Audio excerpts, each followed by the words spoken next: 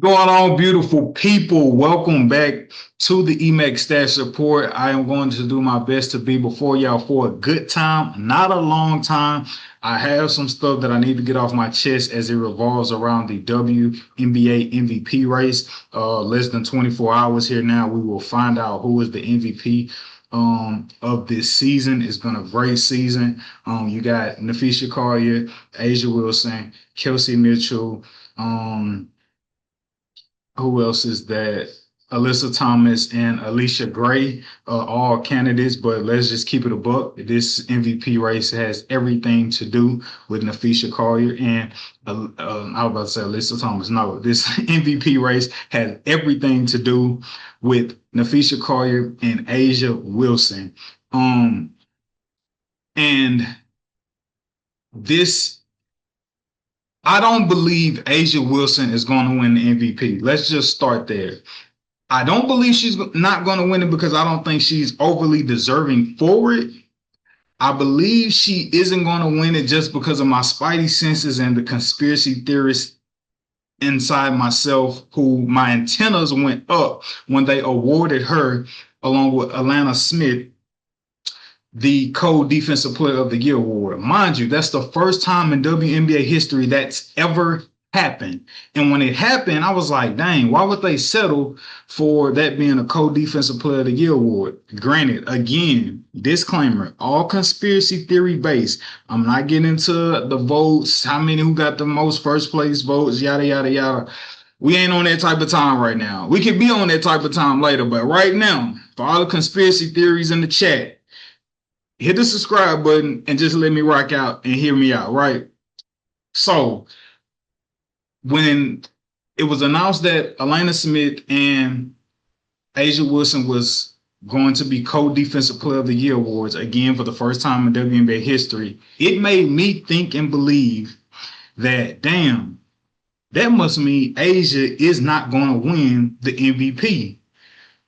I feel like the league having all the votes in, knowing whether or not it's going to go to Asia or Nafisha Collier, they seen that Nafisha Collier was going to win it and felt like, damn, Asia has had such a great season. There's no way we could allow her to not be awarded with something this season. And that something was the result of the co-defensive player of the year award. So, hey, Asia, you're not going to win the MVP is what the league is seeing when the votes come in. But we could at least fix this thing up to make sure you get something. What that boy Denzel say? I'm leaving here with something. I'm leaving here with something. You know what I mean? I'm from around the way. I'm leaving with something. I'm leaving here with something. So that is my conspiracy theory in a nutshell. That's like that's my conspiracy theory in a nutshell. If you're still watching this, go to the YouTube to see like the full long extended version of like more behind the conspiracy theory. And cut and edit the social media version, and we still rocking here with those who are logged in on the YouTube full clip. So yeah, man. I don't think I think there's a 10% chance. I think there's a 10% chance we could see co-MVP of the year, co-MVP of the season between Nafisha Collier and between Asia Wilson.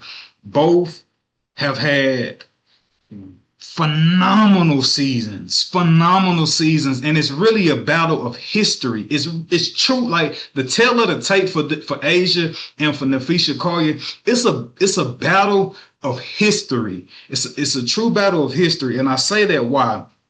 Last year, Asia averaged 26 and 11 and was the fourth seed, and she took home the MVP award.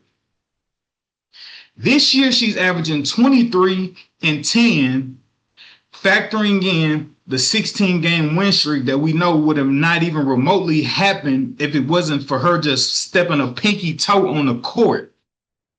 So you got a 16-game win streak and you averaging 23 and 11. and you a 2 seed as opposed to last year when you wanted you a 4 seed, what makes you not more deserving of it considering now you a 2 seed? So Asia has that type of history working in her favor. Secondly, for Nafisha Collier, Fee has a legendary season, averaging 22.7 rebounds. On top of that, this is the second time in NBA history due to Nafisha Collier, a player having averaged 50% shooting from the field, 40% shooting from three, and 90% shooting from the free throw line. The last person to do that was Elena Delle Donne, 2019. And she ended up winning the MVP when she had that 50, 40, 90 season. But even though those two players in EDD and Fee have had these 50, 40, 90 seasons, Elena Delle Donne averaged 19 points with that 50, 40, 90 season, whereas Nafisha Collier is the only player in WNBA history to have a 50, 40, 90 season, averaging 20 points per game. So I hope I'm laying it out perfect for y'all with how this is such a very just intricate battle of history, because both players have history working in their favor when you think about who is the MVP, right? Like again, Asia had that MVP season last year, averaging 20 plus and 10 plus boards, and she's doing it again this year at a higher seed with the sexiness and the highlight reel of a 16-game win streak to back her. Then you look at Nafisha Collier, whereas Nafisha Collier, you could argue a smaller market compared to Las Vegas. We'll not even argue Minnesota is a smaller market compared to Las Vegas. A'ja Wilson is the face of the league. Nafisha Collier, small market, she just does her job and going about her business, helps provide for the other players, through the unrivaled league.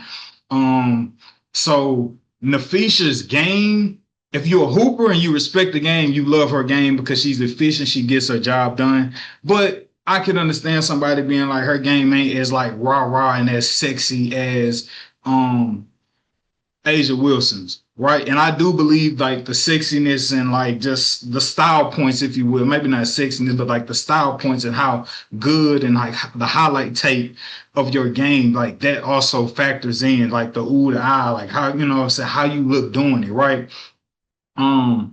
But man, the battle of history for both of these players being supported with, hey, the last time a player did this for Fee with the 50, 40, 90, they won MVP. A'ja, last time a person had 20 plus points per game and 10 plus boards a game, they won MVP, and that being me. So it's a battle against history. I also believe I haven't heard anybody talking about this yet outside of myself. If you think about the race between Nafisha Collier and A'ja Wilson, it is extremely similar, I believe, to the MVP race we just witnessed in the NBA with Shai Gilgeous-Alexander and Nikola Jokic.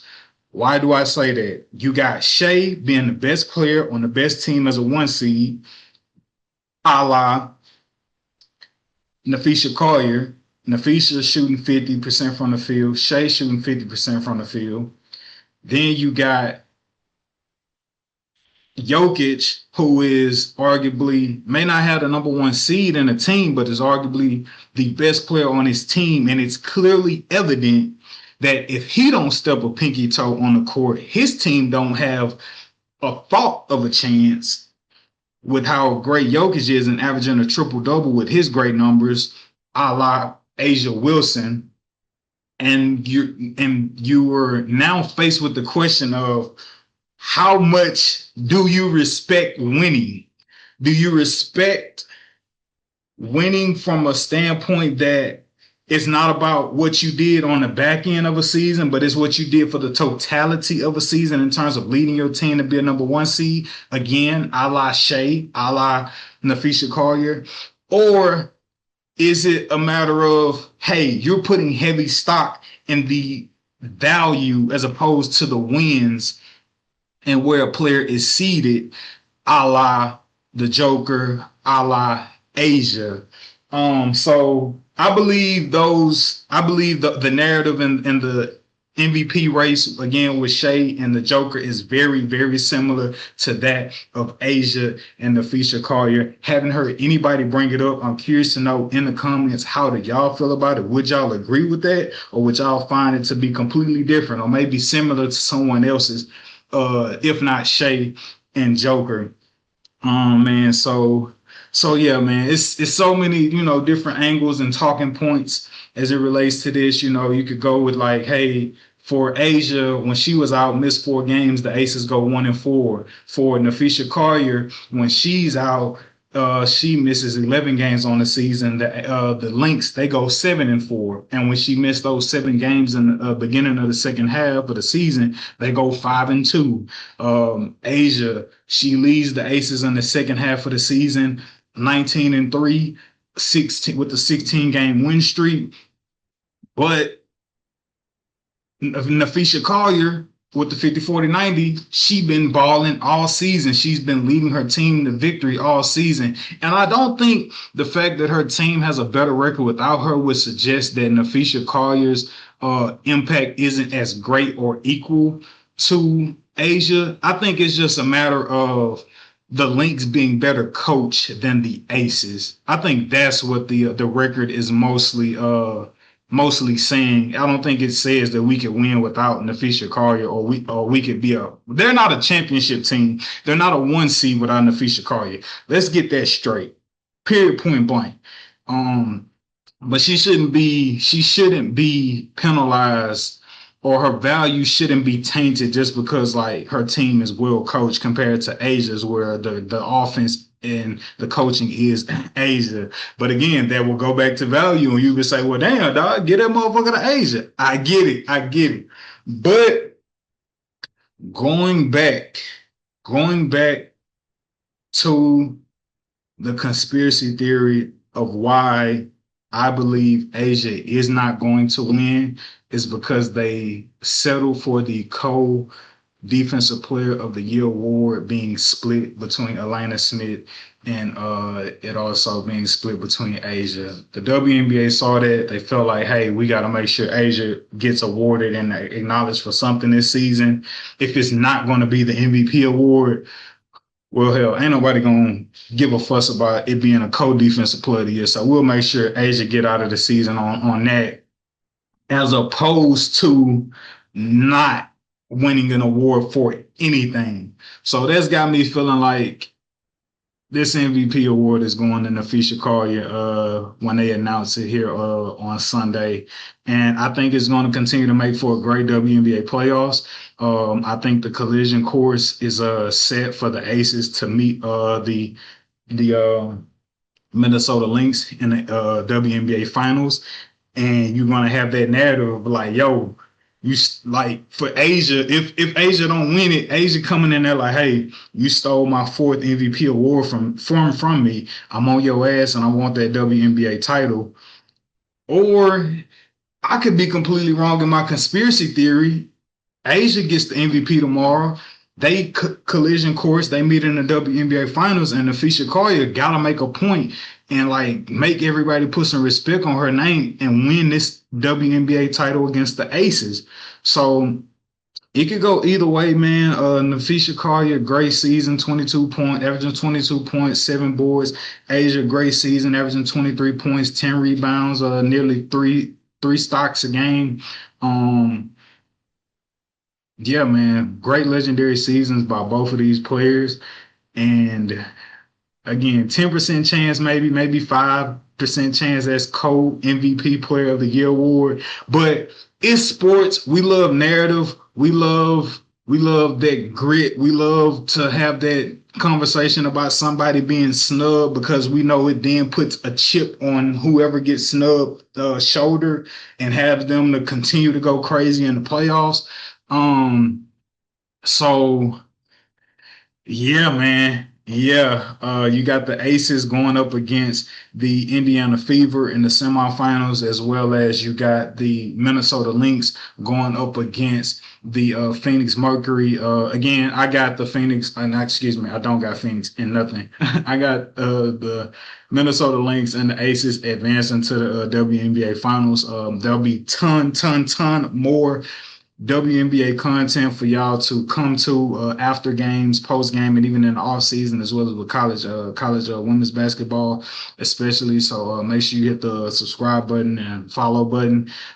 Also, don't just subscribe to the Emcstats page, but also show love and also go subscribe to the Respect the Game YouTube page as well, where we have great content put out there on a consistent basis, man.